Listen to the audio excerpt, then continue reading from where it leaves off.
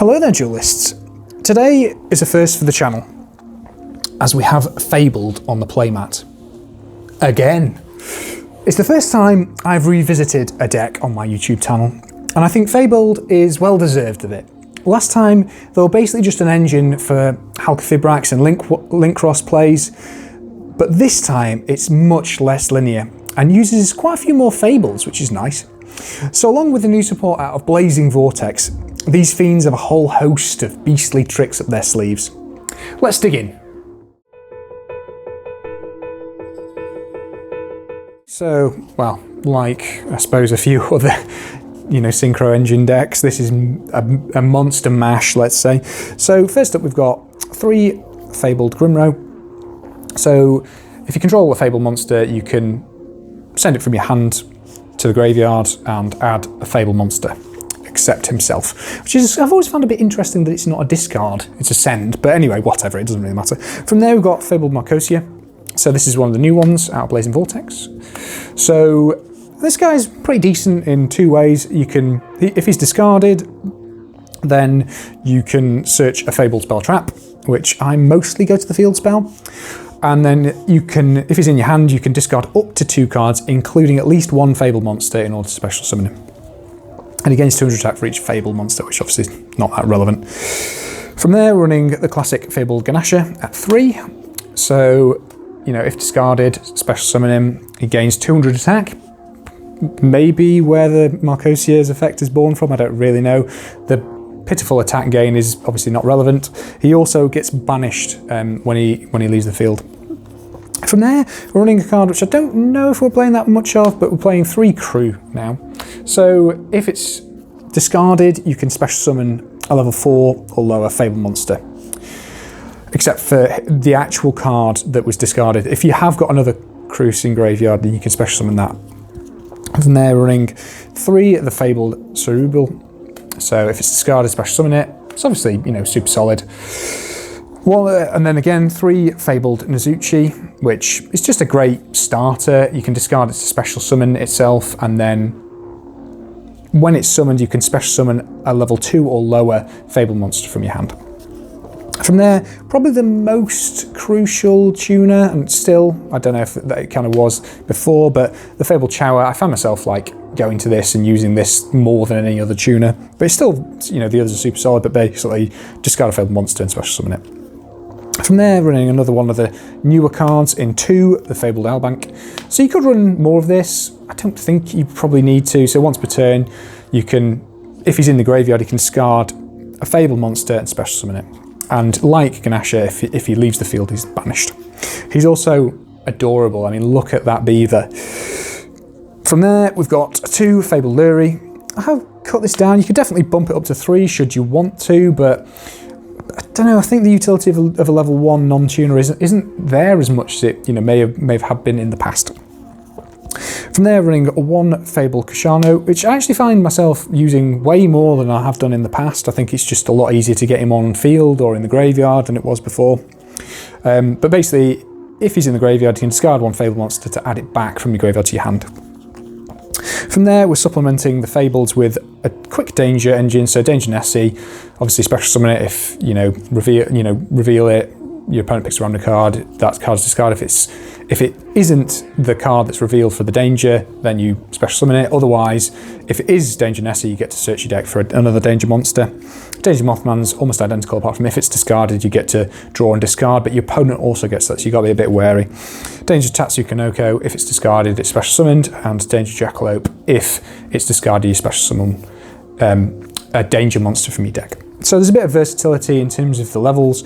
I would say that the Nessie's a little bit high, tends to be a little bit clunky in terms of what you use it for.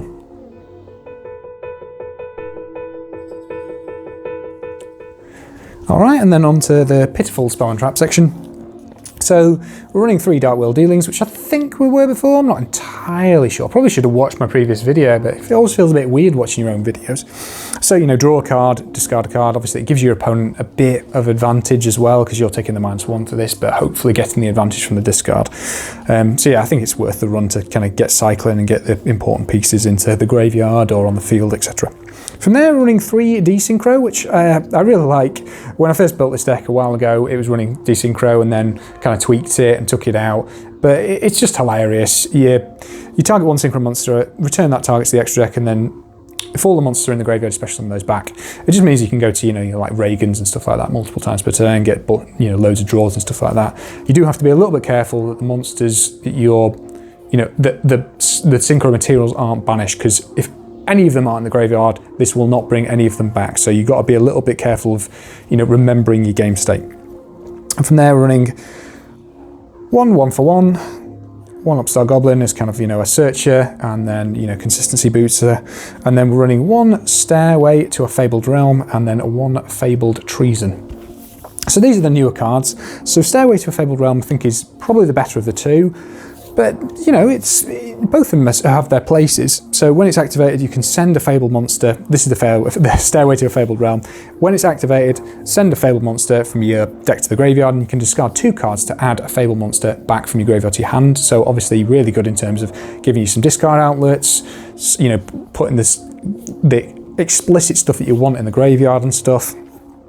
And then also, if your Fabled monster attacks an opponent's monster and you've got less cards in your hand, you gain the difference by 200. Again, that 200 between the difference between your cards in your hand and the cards in your opponent's hand, which again is pretty much irrelevant. Fabled Treason is a much simpler card. Target 1 Fabled monster in your graveyard, 1 face-up monster on the field, discard a card, special summon the Fabled monster and pop. So it's, you know, it's another disruption that Fableds can put up if you get the kind of right hand.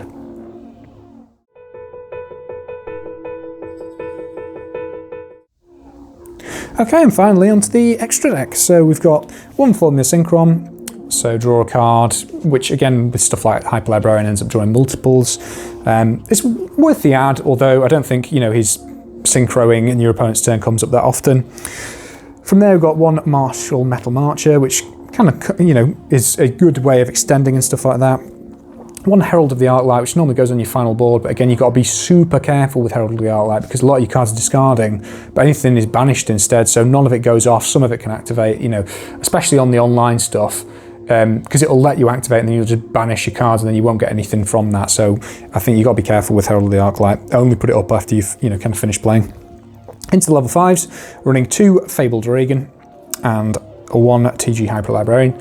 So, you know, these are kind of the way that you build your advantage. So obviously TG Hyper Librarian, if a synchro monster is summoned while it's on the field, draw a card. Fabled Reagan, when it's synchro summoned, if you have if you basically get to draw up to 2 cards in your hand. So if you've got 0 cards in your hand, you'll draw 2. If you've got 1 card in your hand, you'll draw 1. And TG Hyper Librarian then adds another 1 on top of that. So with TG Hyper Librarian and Fabled Reagan, you can draw 3 cards for just summoning the Fabled Reagan, which is obviously nuts. From there, we've got another draw card and a Stepping Stone, which is Stardust Charge Warrior. Again, just draw a card. And then we've got Shooting Riser Dragon, which I normally go to from Halka Fabrax, if I'm being honest, but, you know, dump to alter its level. Normally we'll shoot for level 5 to kind of go for some of our, you know, bigger monsters. I would say that's the level that I normally end up shooting for. So you need to be a bit careful that you end up leaving a level 2 in your deck, because you can motor through cards at a pretty ridiculous pace with this deck. From there, onto some of the final board states, we've got the 1 FA Dawn Dragster and then the 1 Crystal Wind Synchro Dragon. Sometimes you do need to use the Dawn Dragster in order to go to Crystal Wind Synchro Dragon, which is a bit of a shame. But I think both of these are, you know, very solid on an end board. From there, we've got some of our bigger synchro monsters. So I'm running 1 Chaos Ruler, the Chaotic Magical Dragon. It's a bit of a superfluous second part of the name, but when you synchro summon, you can excavate the top 5 cards of your deck, add a light or dark monster, and then the rest goes to the graveyard. And then if he's in the graveyard, you can banish a light and dark monster, especially summoning back, but he's banished when he leaves the field. So again, he's got, you know, good extender, you know, he can search the top cards of your deck. And he also facilitates going into a Hot Red Dragon Archfiend Abyss and a Ravenous Crocodragon. So normally what I'll do is go to Chaos Ruler, then into Hot Red Dragon Archfiend Abyss, and then special summon back the Ruler, and then go into Croco Dragon. So Archfiend Abyss, quick effect, can target one card on the field and negate it. So that's like, you know, spells, traps, monsters, effects, whatever you want. And then Croco Dragon is discard 2 to pop a card on the field, which is quite high cost for most decks, but this it synergizes quite well. So again, the Chaos Ruler facilitating, you know, kind of both of these things is, you know, obviously super good. He's quite an expensive card now, though. I don't really understand how he got to that price, but whatever. From there, we're running the 1 Satellite Warrior, which seems kind of almost mandatory in synchro-based decks now. And then also, before I move on, he can pop cards on your opponent's side of the field up to the number of synchro monsters in your graveyard. And he's got a graveyard-based effect, but that's not relevant because we're not playing anything else. And again, the idea of being here is that you summon him on your opponent's turn, so your opponent doesn't have a chance to get out of it. And then finally, we're running the 1 Link monster, which is Crystal Halqifibrax. Normally, I will, you know, use him to go to Kushano, just so that he's on board and in circulation. And then I'll normally tag him out for, you know, the Shooting Riser Dragon during my opponent's turn.